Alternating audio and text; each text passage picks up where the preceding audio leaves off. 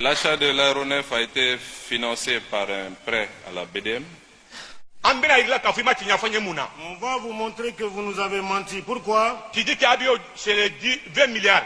Vous nous avez dit que l'avion a coûté 20 milliards. Le président a 17 milliards. Le président de la République a dit 17 milliards. Le ministre du budget, c'est 18 milliards. Le ministre du budget en a dit 18.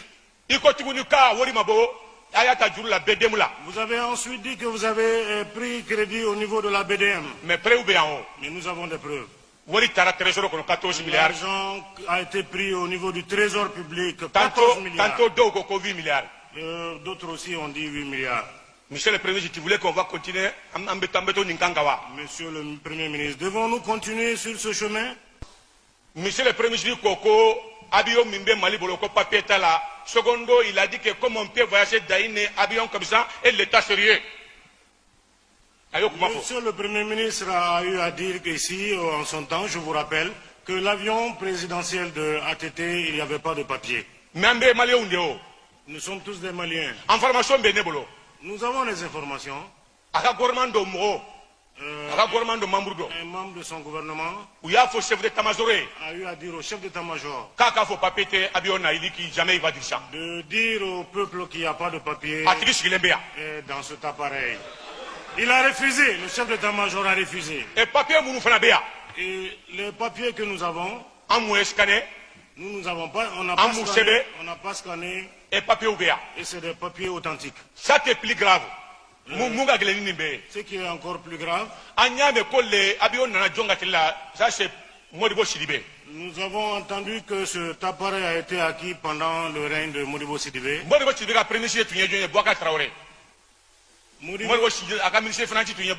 Et son ministre de Finances était Aboubakari Traoré. Et nous avons entendu qu'il a été convoqué au pôle économique. Il a présenté tous les documents au nombre de 21. Y compris les assurances jusqu'à 2015. Y compris l'assurance de l'appareil jusqu'en 2015. Monsieur le Premier ministre, moi je crois que Monsieur le ministre, je pense que si vous avez menti au peuple malien, il y a eu toutes les preuves. Aujourd'hui, vous devriez démissionner ou présenter vos excuses.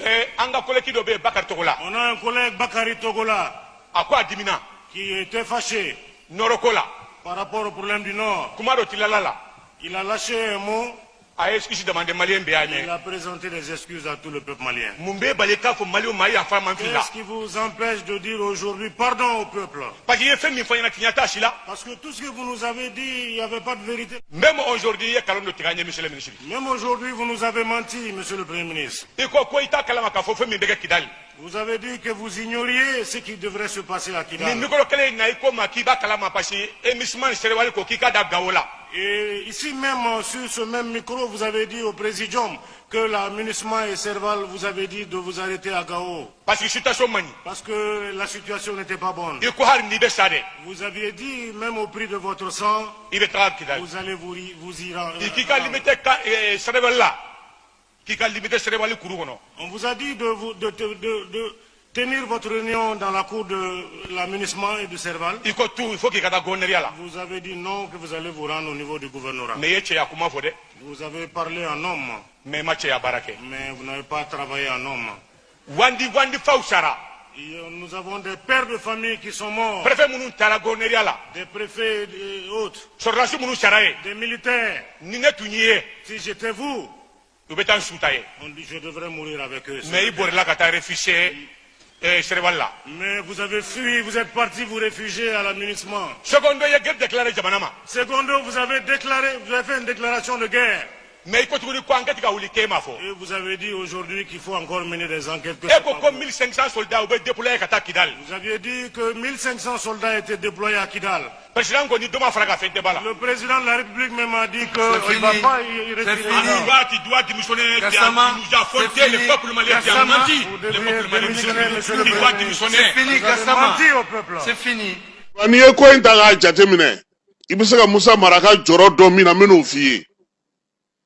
Yakli bala ibega tlela ni panguru ko kuma intara Assemblée nationale la ado panguru min la gosira pour que ka seka ko ibega ka panguru kura ka san o kun ye pankuru bɛ ATT bolo ye ko sɛbɛn t'o la foyi t'o la minisiri min tun bɛ ATT tile la ni jamana musaka ko tun bɛ ale bolo Abubakar Traoré keba ɲininkali tɛ yen fɛn tɛ o ma min da o kan carton ɲɛ kelen mina a nana n'o de ye ATT ka avion na ka na yira k'a fɔ k'a sɛbɛn bɛ dafalen don o y'a sɔrɔ assemblée mɔgɔ ye Musa Mara wele premier ministre don ale ko sɛbɛn yɛrɛ tɛ o avion in na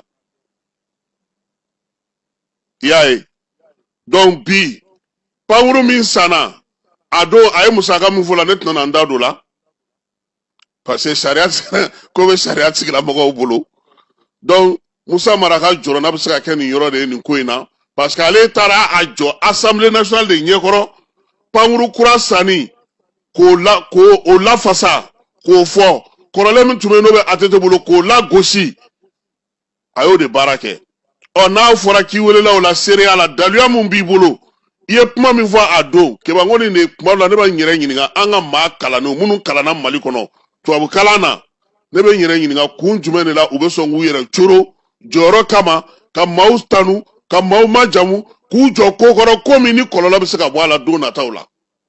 Ensuite, vous avez parlé de 14 milliards décaissés par le Trésor par rapport à l'achat de l'aéronef. C'est faux et c'est archi faux. L'achat de l'aéronef a été financé par un prêt à la BDM. La BDM est une banque de la place, ces données sont disponibles, vous pourrez le vérifier. Maintenant, pour ce qui concerne, encore une fois, les papiers de l'ancien avion, je serais bien curieux de recevoir le document que vous avez brandi ici, comme je vous l'ai dit tout à l'heure, de le soumettre à vérification. Et si ce document est authentique, en ce moment, ce serait une bonne chose pour l'État, parce qu'en ce moment, l'État aurait un document officiel par rapport à cet avion. Cependant, permettez-moi de vous lire juste un passage d'un document qui vient de m'être fourni par l'Agence nationale de l'aviation civile, l'ANAC. Ce document, il dit, je cite, « En 2011, sur instruction des autorités, l'avion présidentiel a été radié de l'immatriculation civile et a été transféré à l'armée de l'air en 2011. Cette action entraîne l'annulation de tous les documents émis par la partie civile. De facto, il revient à la partie militaire d'établir des documents pour l'avion, de suivre sa maintenance et son entretien et de délivrer des licences valides pour les pilotes. Cela requiert l'existence d'une réglementation pour l'aviation militaire. Au Mali, il n'existe aucune réglementation militaire, contrairement à la partie civile. Ainsi, les pouvoirs conférés aux autorités civiles pour établir des documents d'un avion font défaut à la partie militaire par manque de texte, ce qui rend sans valeur juridique tout document émis par l'autorité militaire sur le plan international. Un appareil sans papier d'exploitation internationalement reconnu peut et doit être considéré comme illégal, non seulement sur le plan aéronautique, mais aussi sur le plan de l'assurance de l'appareil. L'assurance qui se trouve à bord a été contractée pour un avion civil. Cette assurance devient caduque en cas d'accident.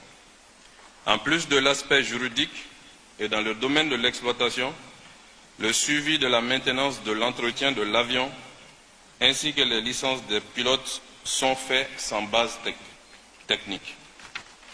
Il conclut, à la lumière de ce qui vient d'être dit, on peut considérer, sans risque de se tromper, que l'avion présidentiel Boeing 727 est sans document valable et opposable à des tiers. Par exemple, un certificat de navigabilité délivré par l'armée de l'air n'est valable que sur le territoire du Mali. C'est un document qui vient de nous être fourni par l'Agence nationale de l'aviation civile et que je tiens à votre disposition.